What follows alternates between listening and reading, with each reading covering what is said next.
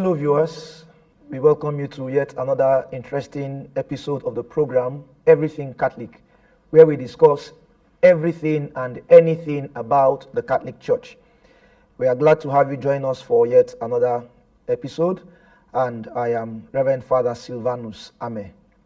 With me in the studio as usual to anchor this program is Reverend Father Boniface Nebo.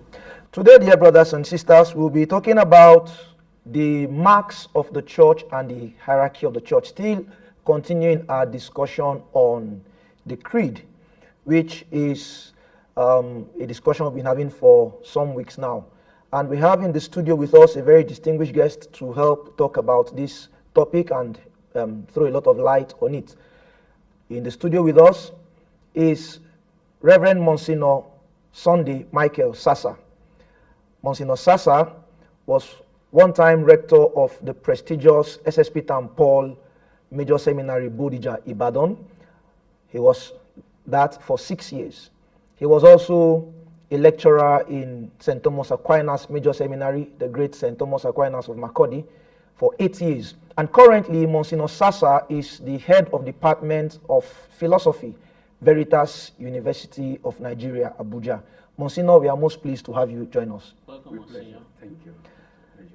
So, we just delve straight into the discussion for the day, the marks and the hierarchy of the church. Monsignor, in the creed, we profess belief in the one holy, Catholic, and apostolic church. And these have been given as the essential marks or the characteristics of the church by which she is known. I'd like to ask, how did these marks come about? How were they formulated? How did it come by these 4 marks of the church? These are technical terms. Okay. Very, very technical. The church did not create these for herself. No. Good. Okay. It was Christ himself, through the Holy Spirit, who bestowed these on his church. Okay. Okay. So you talk of the church being one, the church being holy, the church being Catholic, the church being apostolic. These are 4 terms that are so technically used, and you could see them, filtrating through the teachings, even of Christ himself. Okay. So it is not the church bringing up these characteristics of the church. No, it's Jesus himself. We'll be seeing them as we go ahead anyway. It's all right then. So let's talk about the oneness of the church. Let's pick up from there. Well, to say the church is one, Yes. speaks of unity. And we would like to ask, what really does it mean to say that the church is one? What kind of unity are we referring to? Is it unity of faith? Is it unity of doctrines? Is it the unity of all Christians? What exactly are we talking about? How do we understand this unity in relation also to the existence of other ecclesial bodies? Well, unity in this sense is a profession of one faith. So we are talking of unity of faith. Unity of faith Unity of faith. in the church. Okay. Okay. It is received from the apostles, passed from Christ through the apostles to the present day. Profession of faith. Now we have common celebration of divine worship, especially of the sacraments. Okay. All this also point to the unity Unity of the church. Okay. Now we have apostolic succession through the sacrament of Holy Order. That's right. Unity of the church. Okay. Now, you will see then that from Peter, and from Jesus himself to Peter, who is the rock on which Christ himself built his church. Now, through him to the bishops anywhere in the world, you could see that lineage. It is a link, and that link goes back to Christ himself. So we're talking of the oneness of the church. Now, there is no bishop, nobody can make himself a bishop in the Catholic Church. No. He has to be ordained. He has to be commissioned. Yeah. As Jesus commissioned the apostles. Okay, so you're talking of the unity of the church. The sole church that Christ himself established and entrusted to Peter for his pastoral care and to the other apostles is exactly what we have to in Nigeria even. Okay. Every bishop takes part, yes, in this unity of the church. And you can see us all linked to. You know, I like the way the Germans put it. It's captures it for me. Okay. I put How? others too. They talk of alle Wege führen nach Rom. Yes, all roads lead to Rome. Okay, interesting. All roads lead to Rome. Okay. So wherever you are in the world, you find a way to Rome. United in one faith in Rome. United in one faith. Okay. That's right. Beautiful. Thank you very much, Father. You're Now, welcome. you know, looking back through history, I'm saying. particularly in 1517, Yes. there was a great hit at, you know, this unity of the church, this oneness of the church, with the effect of the birth of Lutheranism. That is Martin Luther and all of those schisms that came about. Now, this is a big blow on the unity of the church. Can we really talk of this unity in terms of faith, in terms of doctrine? Because obviously we are seeing proliferations all around. And in relation to Christ's own prayer, which is like his last desire before his departure from the That earth, they may be that one. all may be one. So what are the problems, therefore, that this unity of faith is suffering in the Church of Christ? And you may relate it to the split in doctrines as well. Thank you, Father. Like I told you, these terms are technical. That's right. That's right. For me, the unity of the church is not affected. Okay. No. Okay. You're talking of human factors. Human Okay. factors. Interesting. Now, that Luther broke off the church's unity is intact. If you look at that from the point of view of profession of faith, Okay. which we still profess till today, regardless of his own getting away from the body, Yes. we profess still the same thing. Okay. It is obviously inseparably linked and tied to our Catholicity, which is the universality of the church. And we see this playing out in a very special way when priests and religious go on missions to foreign lands. But now let's leave other ecclesial bodies and come within the church.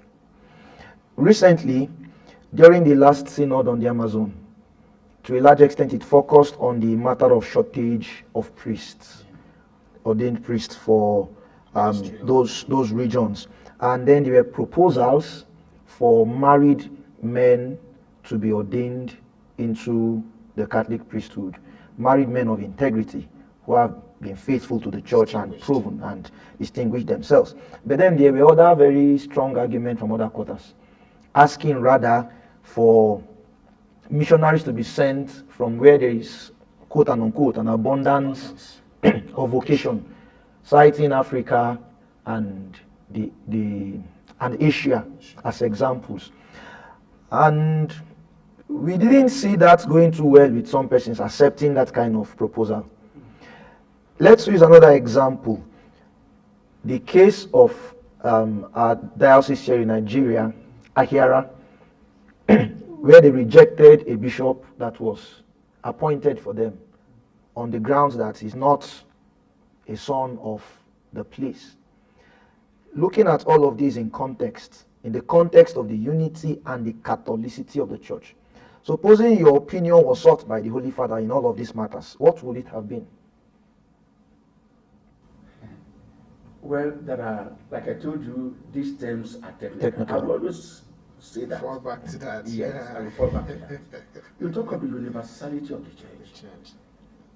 If you want to look at it technically, it's in two terms. Okay. Two ways. Okay, we'll see. You're talking of the sense of totality. Okay. Totality. Then you're also talking of universality in keeping with the whole. These are the technical sides of that term, universality. Okay. The church is Catholic because Christ is present in her. Okay. Christ came for all men. Absolutely.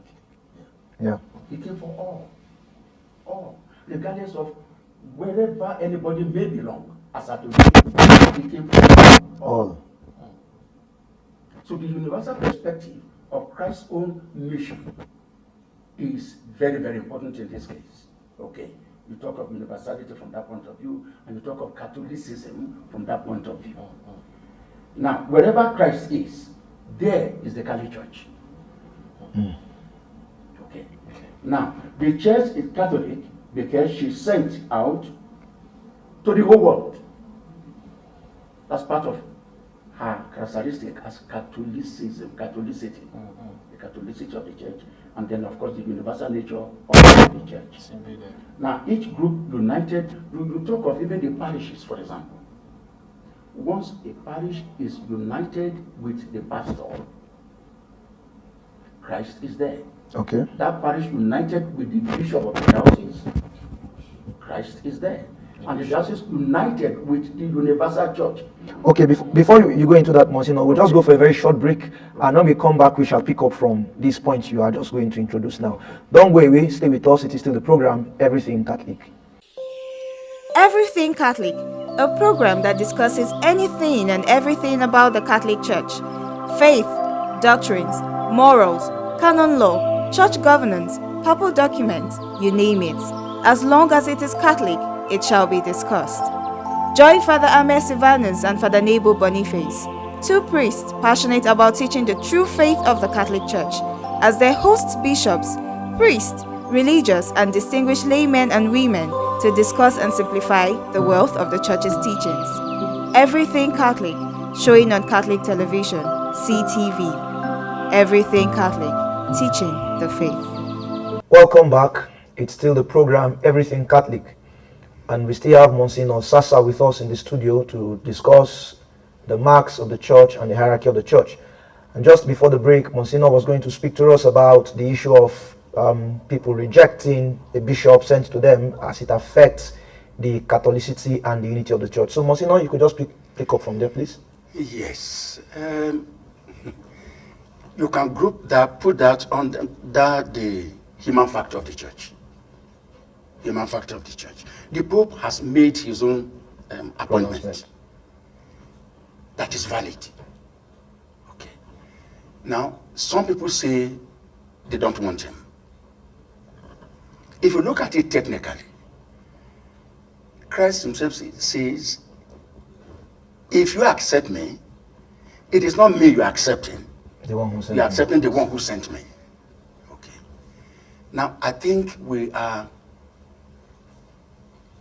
the group that made that, well, they are acting under human factor. And we still have to deal with that. In fact, world over. Now, but you look at it from this point of view.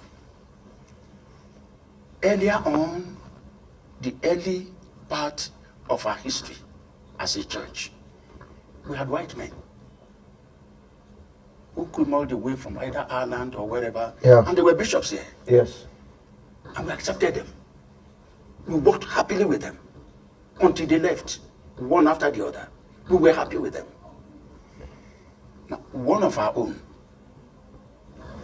from here, from among us, we are saying no. You see, it's a logic we need to review. Part of our human factor. Yeah, it's a logic we need to review. Of the church. Of the church. Well, we may want to understand what the word hierarchy means, and within the church, what are these hierarchies? In very simple terms, please. Well, very simple terms, not going too technical. Simple is the various levels. Very necessary. The various levels of administration. Okay. Yes. Okay, fine. So what within the church constitutes the hierarchy of the church? Well, By division or structuring? Then briefly. Well, there's a structure of service. Okay. Structure of service. Because leadership is service. Sure. Okay, so you move therefore from the laity to the priest, the bishop, cardinals, who like it or not today, they occupy an administrative position, very, very important in the church. And then, of course, the Pope. At the head of this structure, which you just mentioned, then is the Pope. And when we talk about the hierarchy of the church, one thing we cannot fail to mention is papal infallibility. What exactly does this mean, and what are the implications for the members of the church, both clergy and laity? You know, let me start from some error, some misunderstanding that some people have about infallibility. All right then. They think the Pope, as a human being, cannot make mistakes.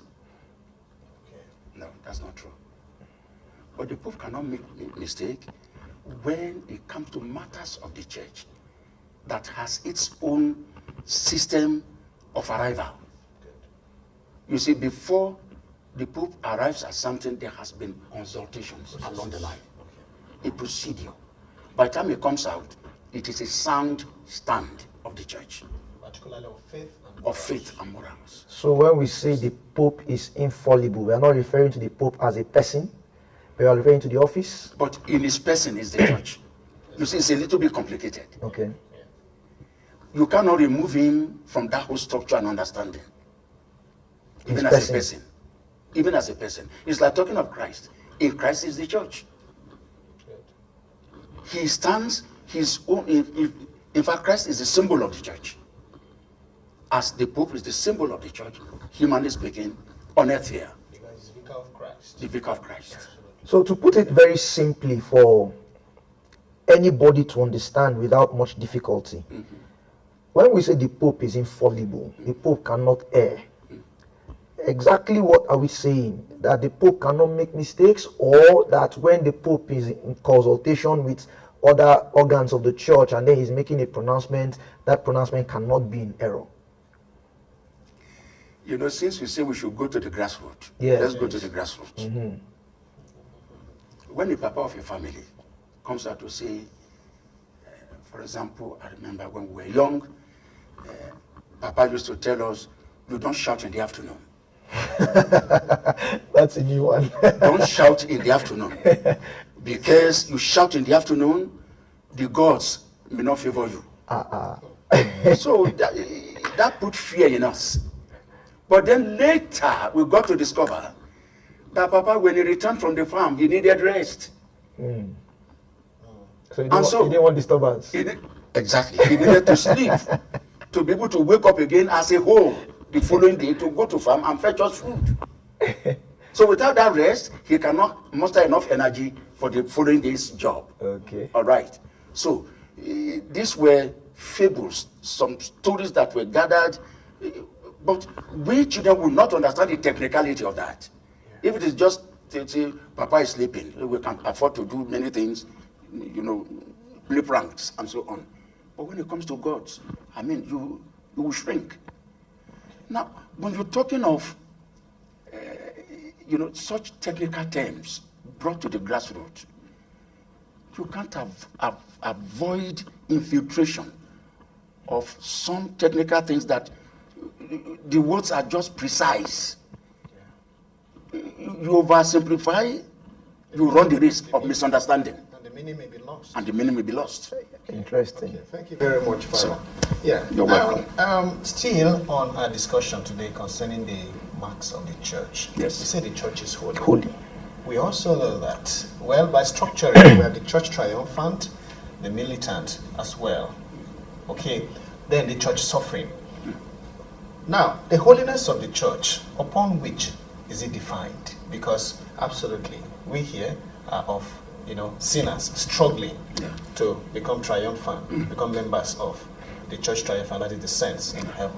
So by our own understanding here, because a lot of impurities are seen in the church and even by the members of the church and of the members of the church. So how will you simplify this understanding that holiness of the church is a mark of the church?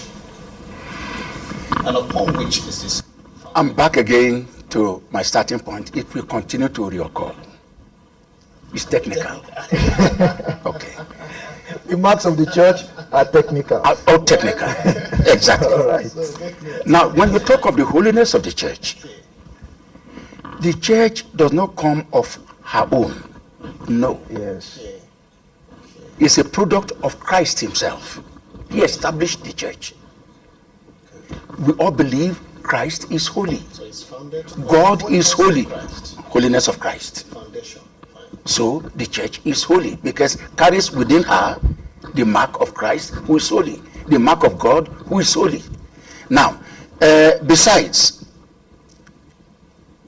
still talking of technicality of this term, we use a term like the holy people of God. Good.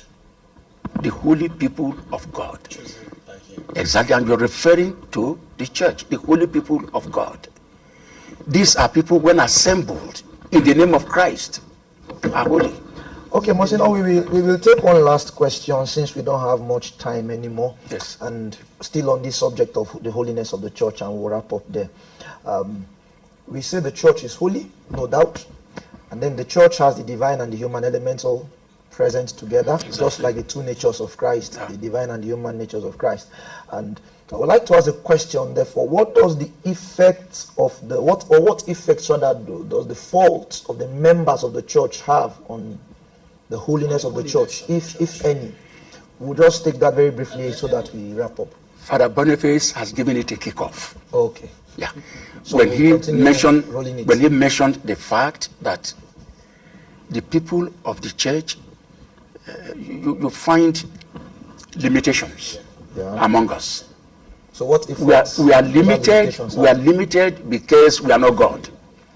God has the fullness of holiness and perfection. We are striving towards him. So we are all moving towards God. There's a term often used, Christ came down so that he can bring us up to the divine level.